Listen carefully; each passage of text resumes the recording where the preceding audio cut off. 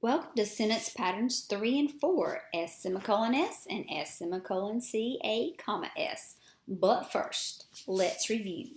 What should you have every time you see an S in one of those sentence patterns? You should have a subject. You know it, that's who or what is doing the action. And since you have somebody doing some action, that's right. You should have some action, which is the verb of your sentence. And then finally, you should have a complete thought.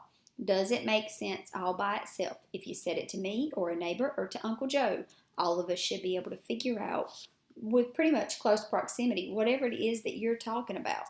So last time we learned about S, FBS. You know it. That's where you have a sentence, a comma, one of your fanboys, and another sentence. You remember those fanboys, right? Boring orbital yet so. And now, today, we're going to learn about S semicolon S. It's super simple. It's a sentence, a semicolon, and another sentence. There is only one rule for S semicolon S, and that's that your sentences should be related. Well, duh, they should be related because they're going to be connected. In fact, S semicolon S's are useful for some subtle mind control. They send the subconscious message to your reader that your reader should connect the thoughts of your two sentences without you telling them how to do so. So let me give you some examples. Mario decided to cruise on Rainbow Road yesterday, semicolon. His Benz was looking lit with his new glider. So you've got two sentences about Mario and what he's doing and how he's looking on Rainbow Road. They're related. You may connect them with the semicolon. Here's another one. Mario drifted into first place, semicolon. He hopes this will amaze Peach and allow him to drift into her dreams as well. So you've got a sentence and another sentence about the two places that Mario hopes to drift. And so therefore they're connected. You can connect them with a semicolon instead of a period. So you've got options. You can do S semicolon S. You can do S comma FBS. You may not do S comma S. Now that you know S semicolon S, I hope that you will use it to replace the tempting but dastardly imposture of S comma S, which is a sentence pattern that doesn't even exist and drives English teachers like me absolutely batty. So, say goodbye. Now you're going to use S semicolon S and just add one little teeny tiny dot over that comma, make it a semicolon, and you'll be all correct instead of all wrong. One more time. Should you write an S comma should you write an S comma S? No. The answer is a resounding no. What should you do instead? That's right. It's a new day for you now that you know S semicolon S. Your knowledge of S semicolon S should hereby thwart and replace all temptation to write the incorrect and dastardly S comma S. Rest in peace, S comma S. We believe your lies no more. Now let's turn our attention to S semicolon CA comma S. It's similar to S semicolon S, just with a few extras.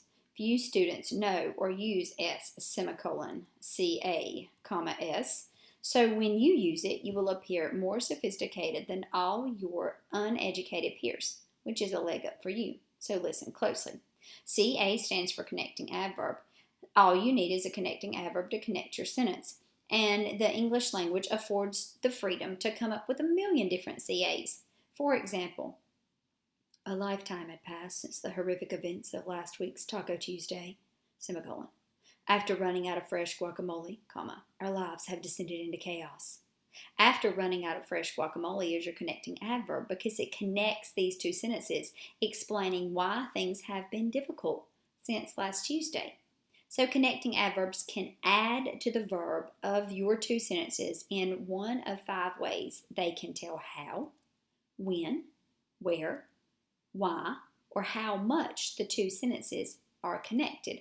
Let's look at an example for how. The broken toilet was no match for the plumber, semicolon. With a wrench and a backwards baseball cap, comma, he dove right into the job. That's a joke, get it? Okay, with a wrench and a backwards baseball cap tells how he dove right into the job. Let's look at an example for when. Breakfast is Sally's favorite meal of the day, semicolon. On Sundays, comma, She always treats herself to an entire can of refrigerated cinnamon buns. On Sundays simply tells when. The two sentences are connected. Let's look at an example for where. Hide and seek is a great game to play with little kids, semicolon. Deep within the closet, you can check your Twitter feed while they search for you for minutes. Where tells where you can hide to get a break from the kids while you're babysitting. Let's talk about why. Sally dreamed Bob would ask her to the Mayflower dance, semicolon. Because her patience was wearing thin, she thought of confessing her secret love to him. Why describes why her patience was wearing thin and why she thought of confessing her secret love for him. And then finally, how much.